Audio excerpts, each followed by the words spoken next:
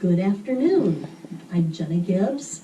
I'm a retired horticulturist from Illinois Central College, and I have been involved with Stroke Camp for over 9 years now. I've enjoyed doing little plant projects with everyone in Stroke Camp, and we have a good time with that because I think most people are interested in plants. And I'd also like to say Happy Earth Day to everyone. How appropriate that we have plants here on Earth Day. I could just tell the oxygen that they're kicking out at us here. So we're going to talk about several different things about planting them and what culinary uses they have for them. So let me introduce my little friends here that we have brought along, and we have seed packets, and there's going to be a contest, isn't there? Stay tuned to the end. Stay tuned to the end of this and find out about how you can win fabulous prizes here today. So Say hi to Chris. Hi to Chris. Hi. Glad you're here. So, I'm sure a lot of you probably already cook with herbs. I like fresh herbs as much as I can, but sometimes, especially in the winter, you just got to go with the bottled things, the dried things, but they're pretty good. The flavor is very intense on them. But today here we have chives, which are getting ready to bloom. I was heating them up, trying to get them to bloom today, but they didn't. Chives are very nice to have. If onions bother you, I'm starting to have digestive problems with onions, so chives are a milder type of thing. We have two different kinds of parsley here today, the Italian flat leaf and then the curly type.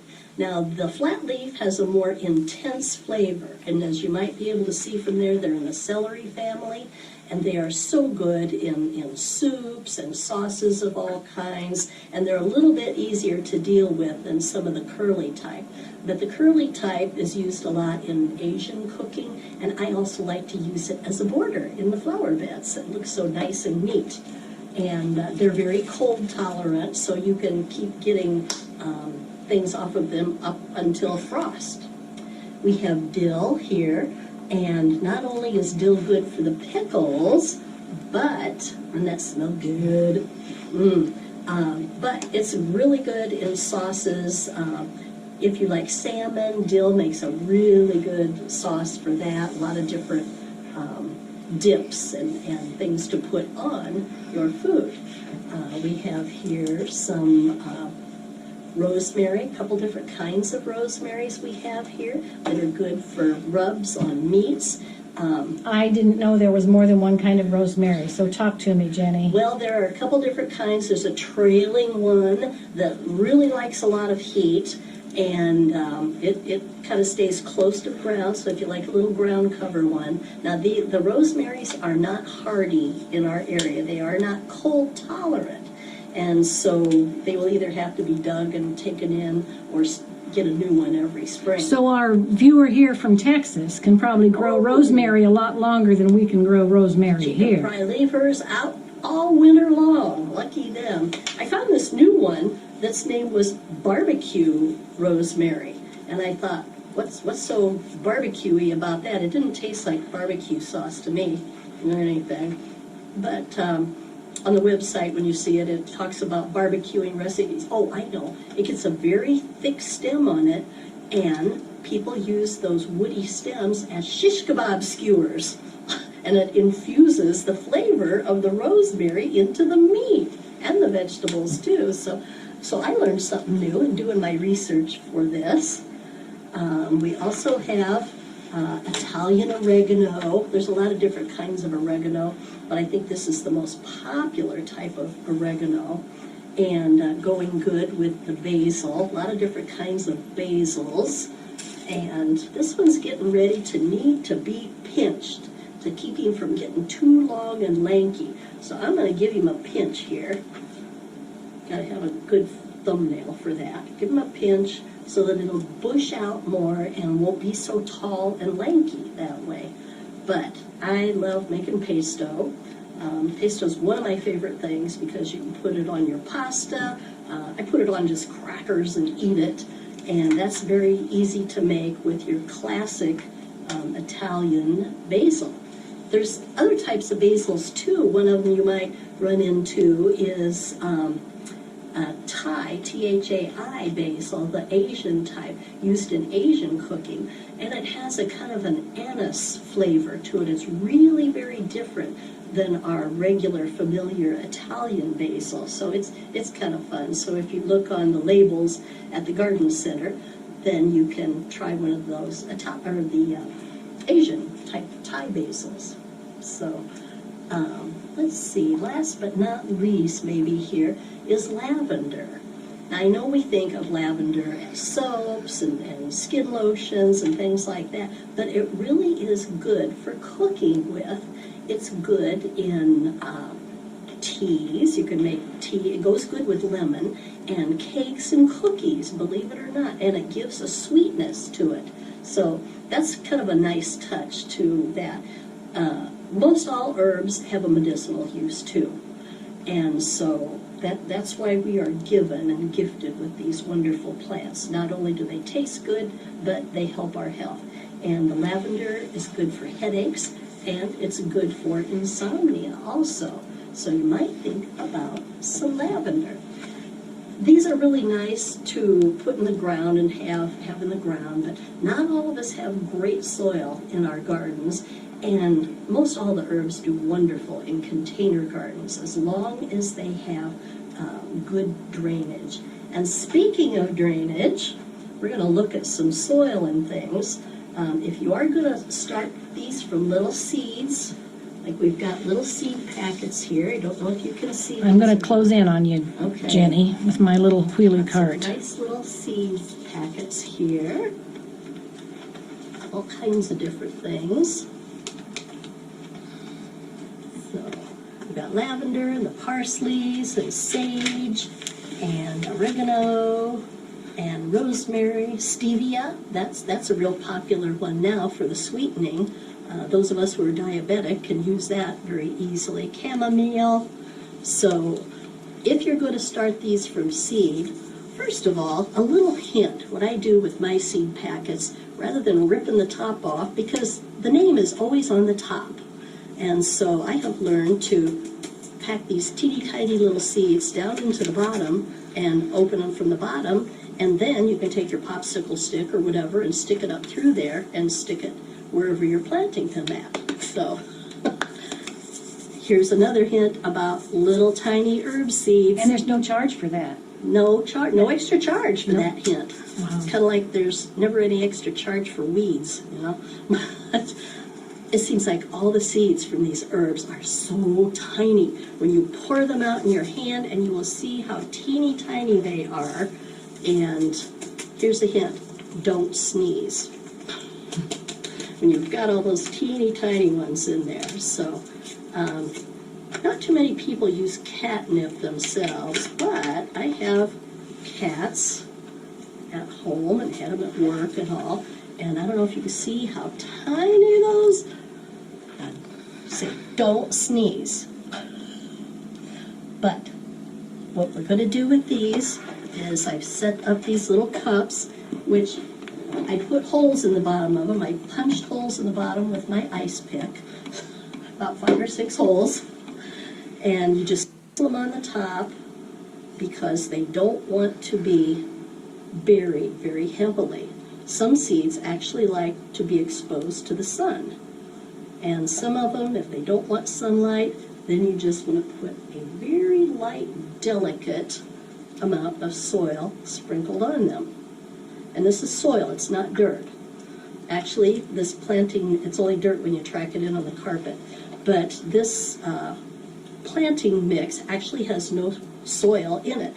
It is a combination of ground up peat and pine bark, vermiculite, the little white things on there, and perlite, or the white things. So it gives good drainage, but it has a good balance because it holds the mixture well, and those new tiny little roots can grow very, very easily through that.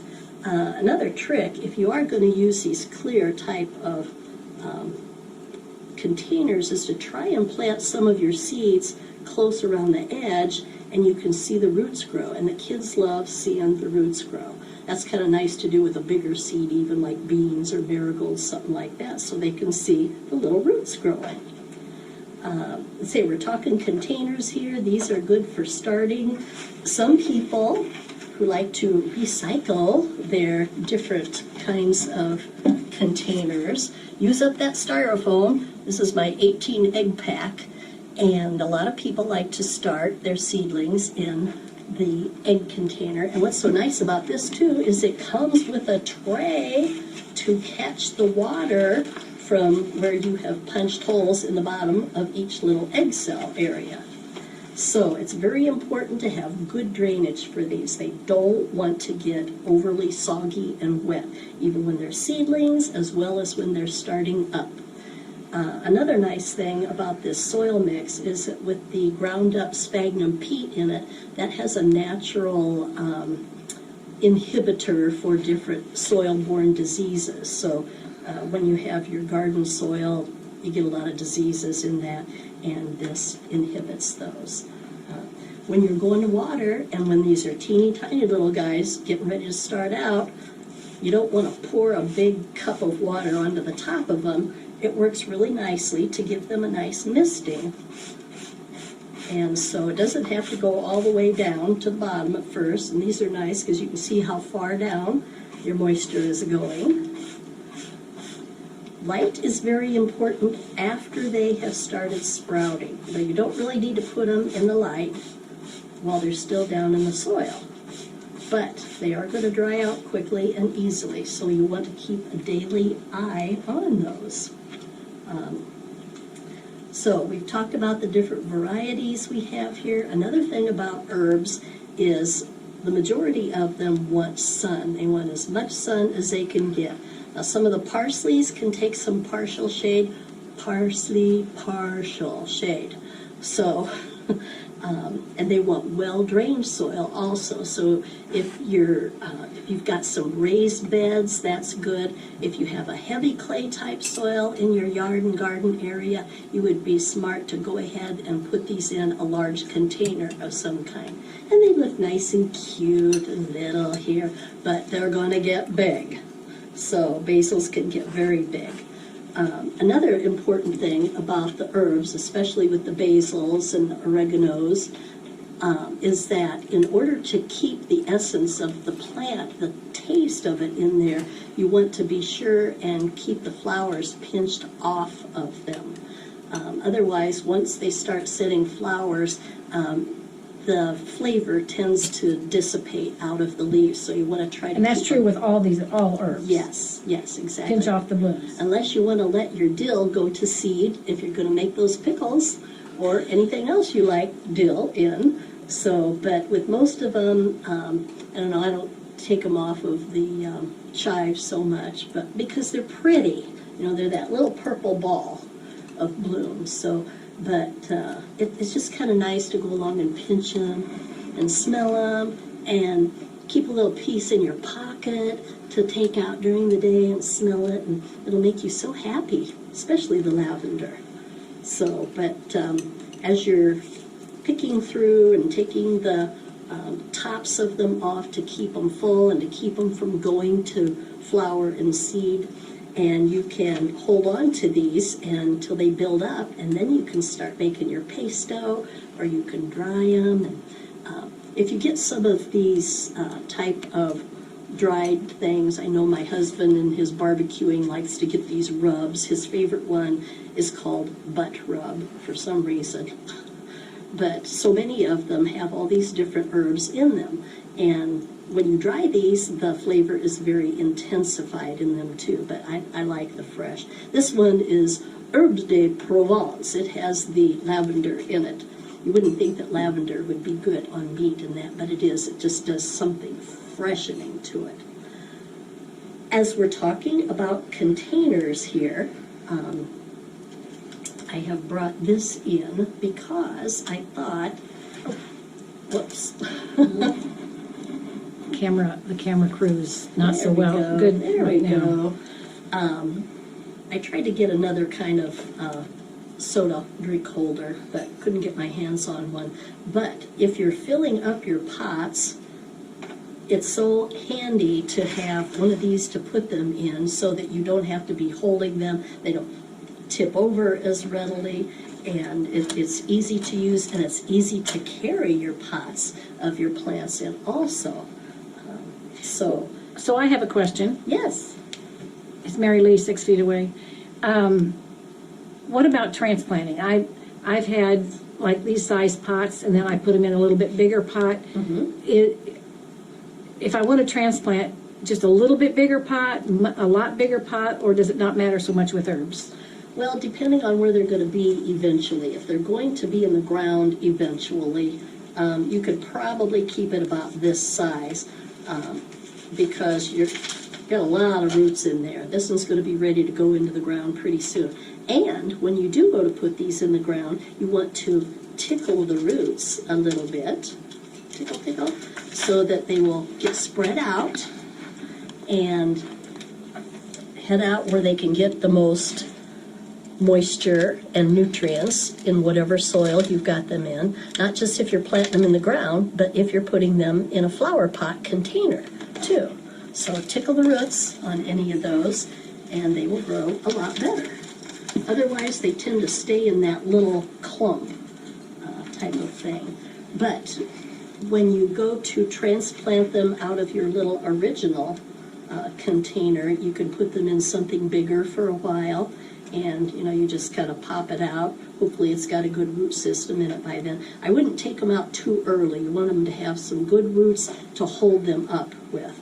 And especially if you're going to go the egg carton way, the little plants are going to grow really fast.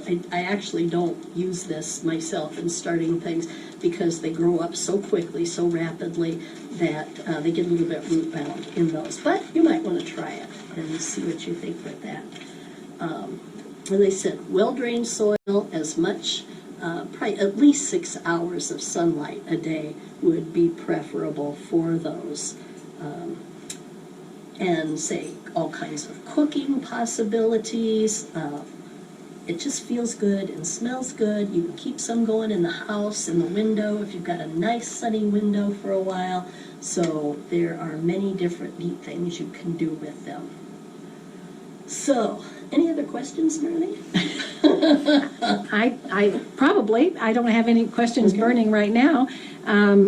Anybody out there that's got a question, if you want to post it, I'm able to see your questions. But I want to tell you just moments ago, right before we went on, she was able to get some really nice, good quality seeds. So we've decided that whether it's, hi Dawn, whether it's now or if you watch this on video, the first 5 people to like and share to their page, we're going to send you 3 packets of these seeds. So I'll reach out to you and you can get, if I don't have an address, we can get an address. So we would welcome you to share this video so that we can get you some seeds and you can win a prize, and hopefully you can have a beautiful herb garden yourself. There's no excuse to not be doing this. I know. Let's talk about just real quickly, because we need to wrap up in a couple of minutes. Now, I have no trouble. I always keep basil, and so I use it with all the pastas and the caprese salad and all those sorts of things. I'm pretty good with oregano, Italian. I'm pretty good with parsley. What do you use your chives in? Do you cook with them, substitute them in place of like green onions? Or? Yes, exactly. They're great. Say they're a little bit milder than certainly than the big onions, and then the smaller green onions. They're a more delicate flavor. But soups, salads, and you can saute them very well and easily. Yeah. So sauteing with butter. I have a question from Midge. Oh, thank hi, you, Midge. Midge. And I'm laughing because I almost asked this question. Are any of these invasive? I've had trouble with mint being invasive, and I planted mint in a pot with several other things one year, and all you get is mint. Yes. So do these plants play nice in the sandbox or not? These play well with others. Most of these are not going to sucker out underground like those crazy mints are. Oregano can spread somewhat, but not crazy. I have in here in the seeds somewhere in here, I had lemon balm, and it's in the mint family, and it is not as invasive, but in my yard where I planted it, and as it turned out, when my husband mowed over it, it smelled so nice. But it is in that mint family, the lemon balm, which is good in teas and little cakes and things, but it's not as crazy as regular mints get. Here's a little hint for other plants too. Everything in the mint family has a square stem, and as you feel that stem, you can kind of feel, oh, that one's round, but anything that is related to the mints, which this basil is, has a square stem, and in flowers like coleus and some different things like that have a square stem. Not that that means anything in particular, but it's just kind of interesting that that's a feature of related plants. So, as I say, they do great in a container. If you live in an apartment and you have a balcony or a patio of some kind, you do not have to go without fresh herbs. Even if you've got a nice south window and want to keep fresh herbs going in your window, it can be very successful. Well, Genny, I want to thank you so much for doing this. Has been fun for me to be behind the camera instead of in front of the camera. So, like and share Genny's video, and maybe you'll be the winner of some of these herb packets that we have.